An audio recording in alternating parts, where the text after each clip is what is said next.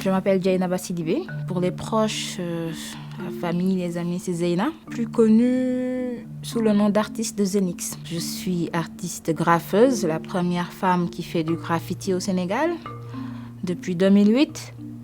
Je fais aussi du slam, je suis en duo avec Sal Ngari. Par moments, je chante, parfois je rappe, je suis un peu dans tout.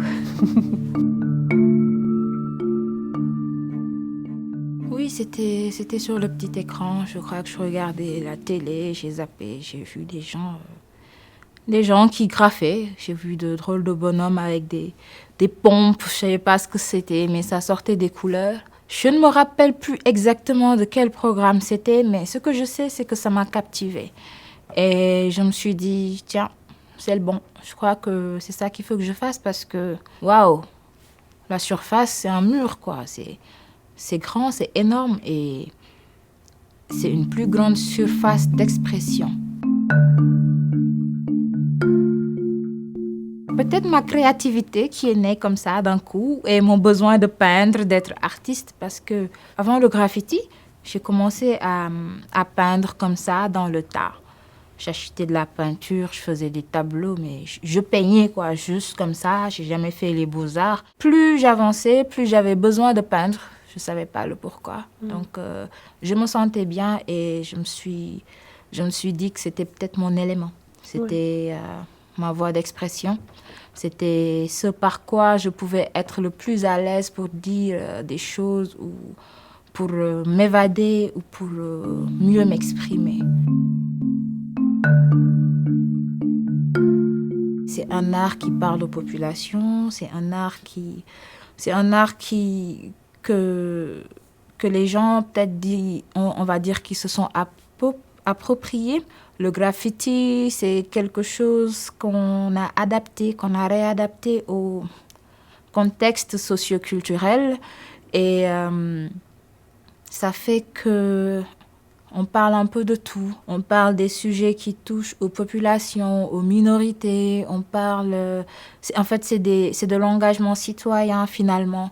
Et on essaie de passer des messages vraiment positifs. Et oui, je pense que depuis le début, c'est ça. Parce que c'est accompagné d'un mouvement qu'on appelle le Set Setal. Le Set Setal, c'est un terme wolof qui veut dire rendre propre. Voilà, être propre et rendre propre. Et...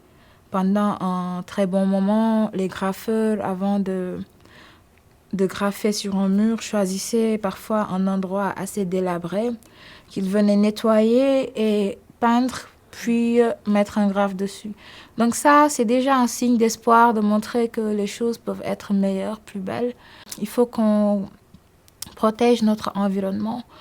On n'a pas besoin que les autres le fassent, c'est à nous de le faire, donc que chacun s'y voit, chacun voit ces images-là.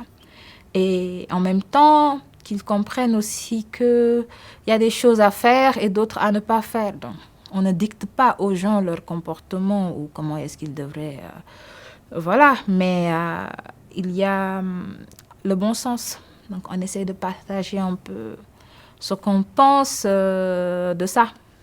Des bonnes choses, des belles choses, mais surtout des choses utiles et positives.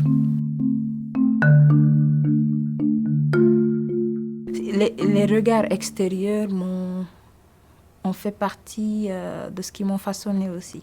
Parce que à un moment donné, si étant devant un mur, on me rappelle que je suis une femme, de par les regards,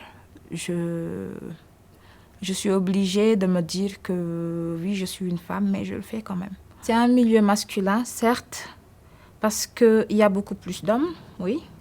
Mais moi, je marche avec cette philosophie, l'art n'a pas de sexe. Donc, pour moi, on est artiste, quoi. On n'est pas homme, on n'est pas femme, on est artiste. On est un être humain qui a besoin de s'exprimer, qui s'exprime, et voilà.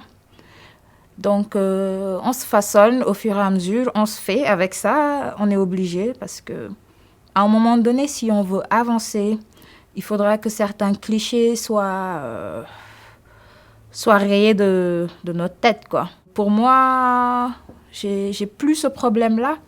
Je l'avais au début, quand on venait me trouver devant un mur et me dire « Ah, tu es une femme, tu fais du graphe. Ouais, c'est visible. Je suis une femme, je peins, ok. Mais après, ce qui m'a le plus aidée, c'est que je voyais que ceux qui étaient à côté de moi, ceux avec qui je graffais, les hommes, eux ne m'ont jamais regardé comme ça.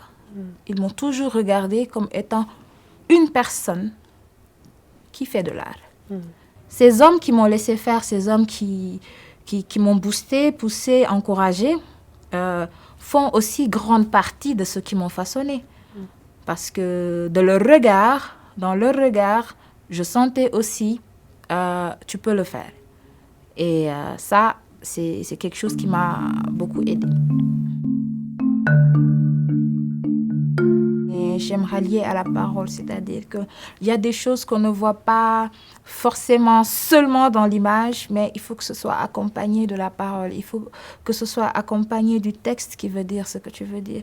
C'est-à-dire, moi, souvent, dans mes messages, j'aime m'adresser aux jeunes parce que, étant jeune et que j'ai eu pas mal de soucis à faire de l'art parce que déjà il y avait un souci au niveau des proches, de l'entourage et tout. Pour que je fasse ça, c'était un petit problème parce qu'ils ne voyaient pas que je devais faire ça, ils ne comprenaient pas. Donc je me suis battue. C'était une bataille psychologique. Donc, pour moi, les jeunes, ils ont le droit de choisir ce qu'ils veulent faire demain. Donc, ça fait partie d'un de mes discours, de mes combats. Je dis combat parce que, voilà, c'est quelque chose qui me tient à cœur. C'est quelque chose que j'aime partager avec les plus jeunes que moi. Parce que je suis passée par là. Moi, je pense que on a le droit de choisir ce qu'on veut devenir demain. Le problème, où est-ce qu'il va se situer, ce sera au niveau de l'épanouissement. Et quand on n'est pas épanoui dans le travail, il y a une grande partie du bonheur qui est mise de côté. Moi, j'aimerais qu'on comprenne qu'on a le droit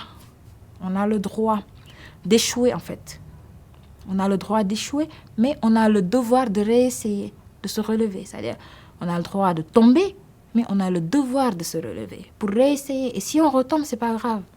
Parce qu'on ne se fait pas en un jour. C'est step by step. Parfois, on retombe, mais c'est pour reprendre l'élan et retourner. Et si on n'essaye pas de faire les choses, on nous surprotège. Nous surprotéger, ce n'est pas nous rendre service.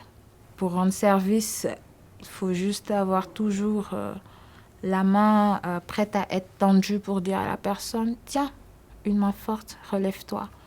Et la laisser partir. Si elle retombe, être là encore pour dire, tiens, une main forte, relève-toi.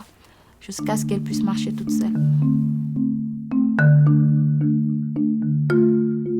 En fait, c'est un signe d'espoir que finalement, nous n'allons pas être des robots et que les gens vont continuer à travailler. On va essayer de se voir, de faire des choses, mais en vrai, de voir des choses, de créer des choses et que l'art ne meurt pas, même dans ce contexte de pandémie. Ça montre peut-être que les choses doivent redémarrer, mais de la sorte. Peut-être plus en couleur, mais bon, qu'elles vont redémarrer. Merci beaucoup, Zenix. Merci. Merci.